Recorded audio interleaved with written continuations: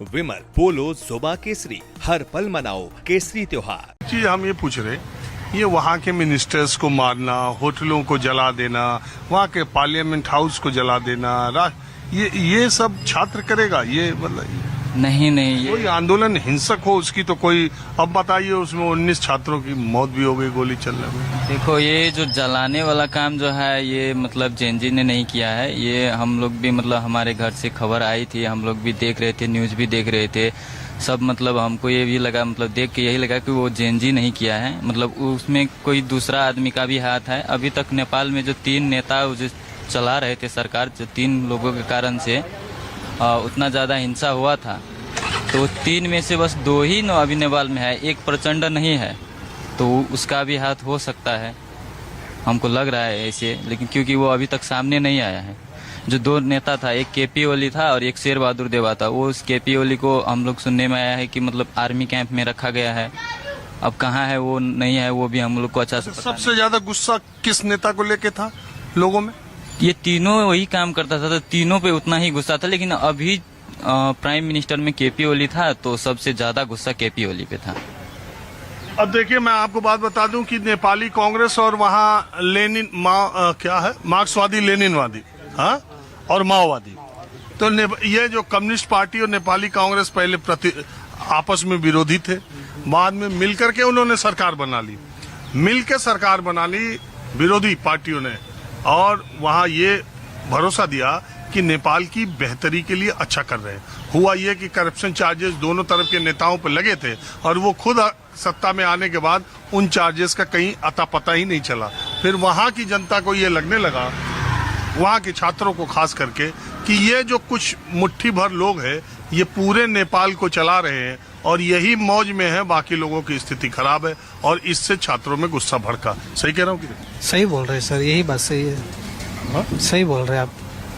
अच्छा, एक सवाल ये जो कह रहे हैं कि नेपाल फिर हिंदू राष्ट्र नेपाल के लोग चाहते हैं, इसमें कोई सच्चाई है? सर मैं तो अभी सुना ही हूँ, राजा पावर में आना चाहता, इतना ही सुना हूँ। लेकिन एक वो काठमांडू जो है, भगवान पशुपतिनाथ वहाँ का राजा है, मैं तो उसी को एक राजा मानता हूँ। भगवान पशुपतिनाथ ही राजा होना चाहिए। बाकी और नेपाल का जनता जैसे हम लोग भी रिस्पॉन्सिबल है, आप कौन होना चाहिए, क्या होना चाहिए, है ना? हाँ बताइए, आप मानते हैं नेपाल की जनता राजशाही की तरफ वापस लौटना चाहती है? क्योंकि बहुत ये चर्चा चल रही है। नहीं, हिंदू राष्ट्रीय ऐसे जाति के लेके कुछ वहाँ पर ऐसा नहीं चल रहा है। मैं तो वो सवाल पूछ रहा हूँ जो चल रहा है। लोग कह रहे हैं कि वहाँ ब्राह्मण पता नहीं कहाँ से वहाँ जाति ले आए। नहीं, ये जाति के लेके वहाँ पर कोई विवाद नहीं हो रहा है। ये आपको शायद गलत सुनने में आया होगा, मतलब ये जाति के लेके वहाँ पर कोई विवाद नहीं हो रहा है, ऐसा मतलब। देखिए इधर आप लोग भी आ गए क्या? आया, ठीक। अच्छा, असल में क्या है कि ये बच्चे सीए का एग्जाम देते हैं, और जिस वक्त मैं आया हूँ सीए का एग्जाम अभी थोड़ी देर में खत्म होने को है, तो छात्र आ भी रहे, और संख्या जैसे जैसे छात्र है, और मैं आपको मालूम है, हाँ, तो मेरी बात ये रहेगी, 3-4 तरह की खबरें चल रही हैं, ठीक है? आजकल मीडिया पे बहुत सारी तरह की डिबेट ज्यादा होती है। मैंने सोचा कि छात्रों से चल के पूछता हूँ पहले ये, पहला, क्या नेपाल का आम आदमी ये चाहता है कि वहाँ राजशाही वापस आए? सर देखिए, आपने तो कह दिया कि नहीं। देखिए ऐसा है सर कि आदमी सोचता है ना कि हिंदू राष्ट्र होना चाहिए। पहला नेपाल का जो पुराना वो था, वो हिंदू ही जब राजा था, मोनार्ची था, तो वो हिंदू किंगडम था, है ना? अब लेकिन सर ऐसा है ना कि हम लोग रिजम सिस्टम चेंज कर रहे हैं। कौन सा सिस्टम फिट है, तो पहला तो वो भी मुझे देखना है ना? मेरा बॉडी। हाँ, आप बताइए, क्या नेपाल के लोग राजशाही की तरफ वापस जाने के बारे में सोच सकते हैं, या ये भी एक वजह है? नहीं, अभी के समय में कहाँ राजशाही अच्छा नहीं होगा। और हिंदू राष्ट्रीय अच्छा हो सकता है, लेकिन वो ज्यादा उस पर फोकस ना किया जाए तो ही अच्छा है। क्योंकि अभी एक धर्म पे आप ज्यादा फोकस करोगे तो फिर दूसरा धर्म वाला बोलेंगे कि नहीं, हमको नहीं, ये नहीं, मतलब मेरा नाम नहीं हो रहा। तो हिंदू ही ज्यादा है। तो हिंदू ज्यादा है, लेकिन वहाँ ज्यादा का मतलब हमको तो लगता है कि 85-90%। हाँ, 80% प्लस वहाँ पर हिंदू रहता है। तो इससे पहले तो हमारा नेपाल को अभी भी तो हिंदू राष्ट्रीय ही माना जाता है ना। हाँ।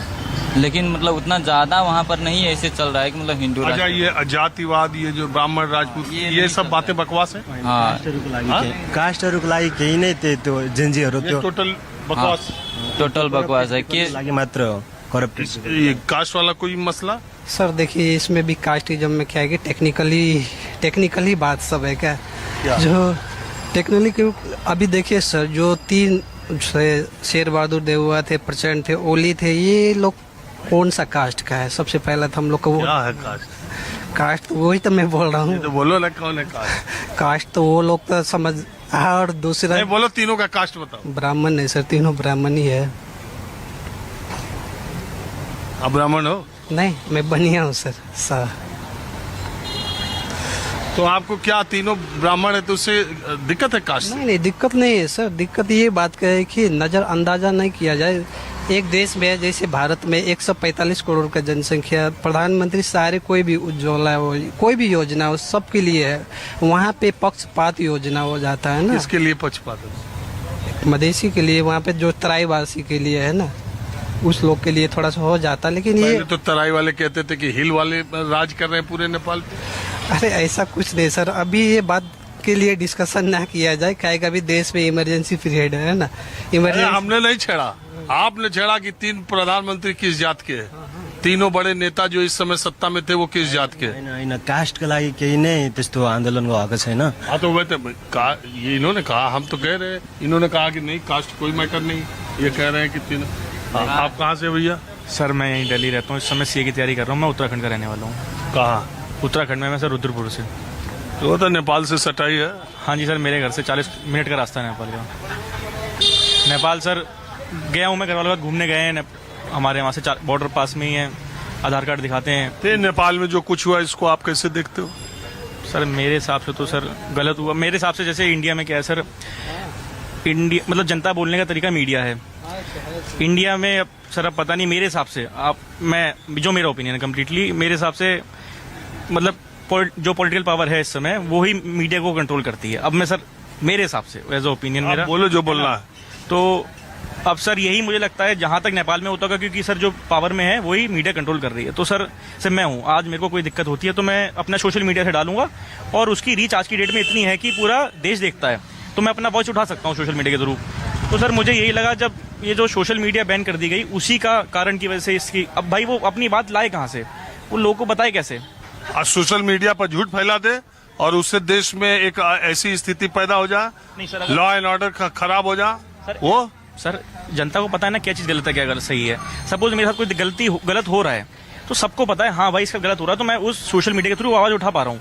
पर अगर गलत चीज मैं गलत बताऊंगा कि भाई ये गलत हो, मतलब एक्चुअल में हो नहीं रहा है, पर मैं इन्फ्लुएंस करूंगा लोगों को कि ये हो रहा है। देखिए, तो एक जनता को गंभीर पता है। विषय, एक गंभीर बात जिस पर दुनिया, देश और आपका भी चिंतन मनन होना चाहिए कि जो 4-5 बड़ी सोशल मीडिया की कंपनियां हैं वो सब अमेरिकी है। चाहे फेसबुक हो, चाहे ट्विटर हो, चाहे व्हाट्सएप हो, चाहे एक्स हो, सारी अमेरिकी कंपनियां हैं। और पीछे 2 बातें, जैसा मैंने कहा कि श्रीलंका, पाकिस्तान, श्रीलंका, बांग्लादेश और नेपाल में 2 बातें समान थी, यानी वहां का आंदोलन युवाओं ने किया और दूसरा सोशल मीडिया ने उसको भड़काने का काम किया। और ये सारी की सारी अमेरिकी कंपनियां भी हैं। यानी सोशल मीडिया ने सबसे पहले भ्रामक या सही खबरों में भ्रम फैलाया, लोगों में सोचने समझने की क्षमता कुंद करने का काम किया।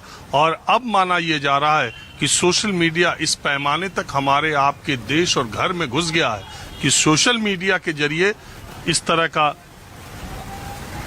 कार्यक्रम जो नेपाल या बांग्लादेश में हुआ, बहरहाल हमारे